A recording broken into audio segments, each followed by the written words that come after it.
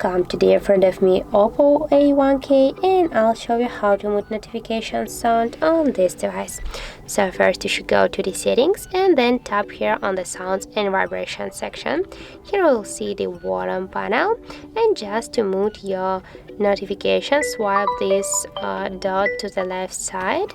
But by this way you'll mute also your ringtones, and if you don't want to do that, to mute the ringtones and notifications together, and you want to mute only your notifications, I suggest you to go here to the default notification ringtone section. Here we get now the joy one, and just switch your notification sound to the known one, and now by this way you just mute only your notifications. And that's it. That's how it looks. So if you find this video helpful, remember to leave a like, comment and subscribe our channel.